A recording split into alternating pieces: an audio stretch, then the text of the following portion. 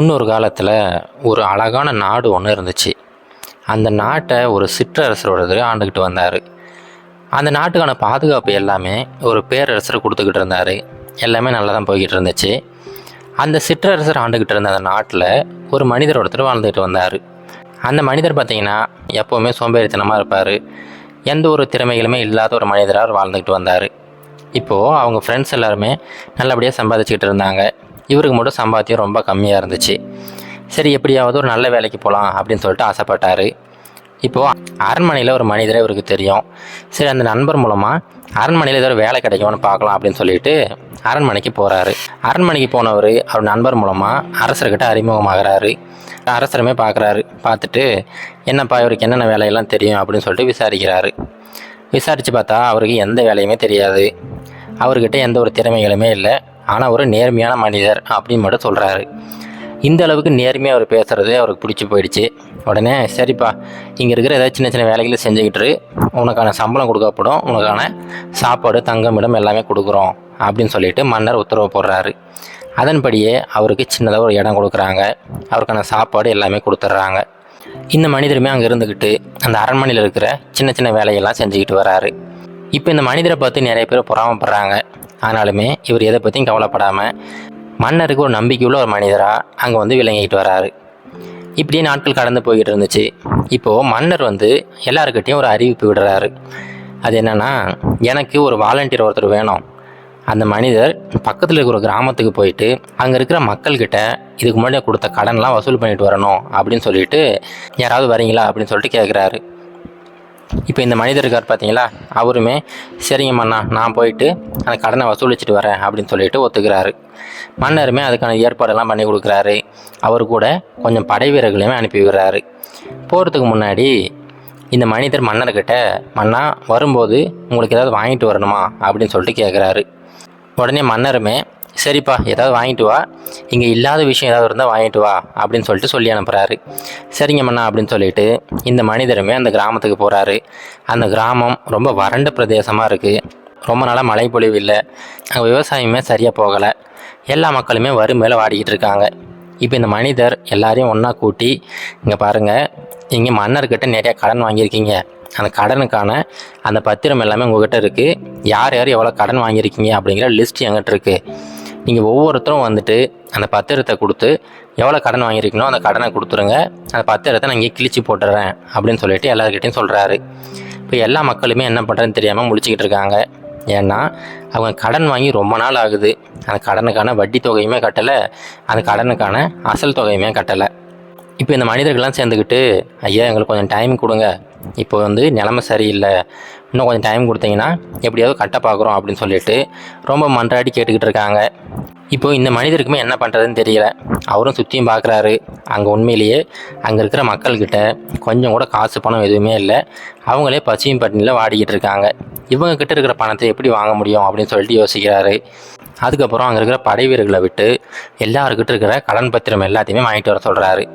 இப்போது எல்லா கடன் பத்திரத்தையுமே வாங்கிட்டு அவங்க முன்னாடியே எல்லாத்தையும் போட்டு அதை அப்படியே எரிச்சிடுறாரு.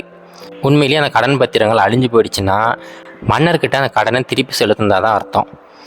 இதை பார்த்துட்டு அந்த மனிதர்கள் எதுவுமே புரியாமல் அப்படியே நிற்கிறாங்க. இப்போது இவர் சொல்கிறாரு, இங்கே பாருங்கப்பா, நீங்கள் ஒன்று பண்ணுங்கள், இங்கே இருக்கிற எல்லா கடனையுமே நான் தள்ளுபடி பண்ணிட்டேன். மன்னர் எனக்கு எல்லா அதிகாரமும் கொடுத்துருக்குறாரு. எல்லா கடனுமே தள்ளுபடி ஆகிடுச்சுன்னு வச்சுங்க. நீங்கள் அதுக்கு பதிலாக மன்னருக்கு உங்களுடைய வாழ்த்துக்களை அனுப்பி விடுங்க அப்படின்னு மட்டும் சொல்கிறாரு. இதை கேட்ட உடனே எல்லா மக்களுக்குமே மகிழ்ச்சி. எல்லோரும் மன்னரோட பெயரை சொல்லி கண்டிப்பாக ஒரு நீண்ட காலம் வாழணும், நீடோடி வாழணும் அப்படின்னு சொல்லிட்டு அவரை வாழ்த்துக்கிட்டே இருக்கிறாங்க.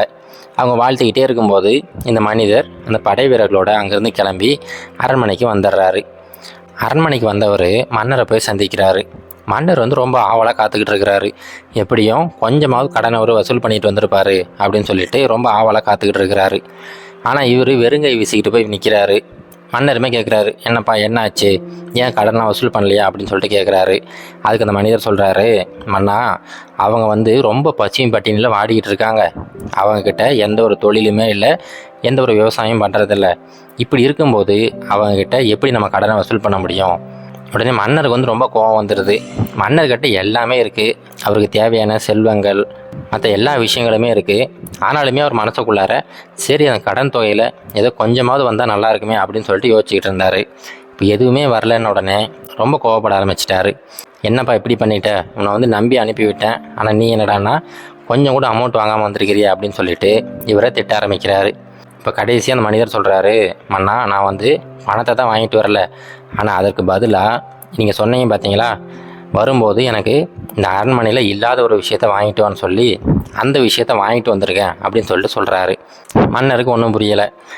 அப்படி என்ன அங்கே இல்லாமல் இருக்குது, இங்கே தான் எல்லா விஷயங்களுமே இருக்கே அப்படின்னு சொல்லிட்டு கேட்குறாரு.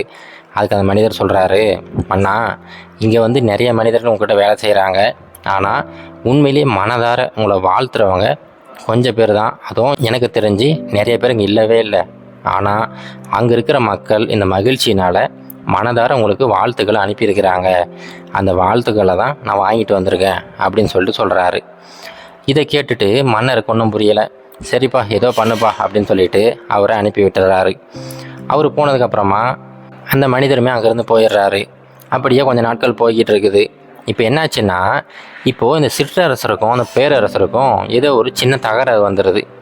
அந்த சின்ன தகராறுனால அந்த பேரரசர் இந்த சிற்றரசு கொடுத்துக்கிட்டு இருந்த அந்த பாதுகாப்பை விலக்கிறாரு. இதுக்கப்புறம் நான் உங்களுக்கு பாதுகாப்பு கொடுக்க முடியாது அப்படின்னு சொல்லிட்டு பகிரங்கமாக எல்லாருக்கிட்டையும் சொல்லிடுறாரு. இப்போ என்ன பிரச்சனை அப்படின்னா, இப்போ அந்த சிற்றரசர்கிட்ட அவ்வளோ பாதுகாப்பு இல்லை.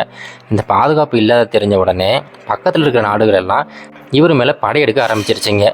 இப்போது இந்த சிற்றரசர் அவருக்குன்னு ஒரு படையை உருவாக்கணும் அப்படின்னா அது கொஞ்சம் டைம் எடுக்கும். அந்த டைம் வரைக்கும் இவரும் அவருடைய குடும்பமும் எங்கேயாவது ஒரு இடத்துல பத்திரமா இருக்கணும். அதுக்கு என்ன பண்ணலாம் அப்படின்னு சொல்லிட்டு யோசிச்சுக்கிட்டே இருக்கிறாரு. இப்படி யோசிச்சுக்கிட்டே இருக்கும்போது மறுபடியும் அந்த மனிதர் இருக்கார் பார்த்தீங்களா, இங்கே வந்து வேலைக்கு செஞ்சார்ல, அவர், மன்னா நீங்கள் வந்து அனுமதி கொடுத்தீங்கன்னா இந்த பொறுப்பை நான் எடுத்துக்கிறேன், உங்களையும் உங்கள் குடும்ப உறுப்பினர்கள் எல்லாரையுமே பாதுகாப்பான ஒரு இடத்துல தங்க வைக்கிறேன் அப்படின்னு சொல்லிட்டு சொல்கிறாரு. இப்போ மன்னருக்கு மேலே வழி கிடையாது. சரிப்பா நீ ஏதோ பண்ணுப்பா அப்படின்னு சொல்லிட்டு ஒத்துக்கிறாரு. இப்போ இந்த மனிதர் மன்னரையும் அவருடைய குடும்ப உறுப்பினர்கள் எல்லாத்தையுமே கூட்டுக்கிட்டு அந்த கிராமம் இருக்குது பார்த்தீங்களா, அந்த கிராமத்துக்கு கூட்டிகிட்டு போகிறாரு.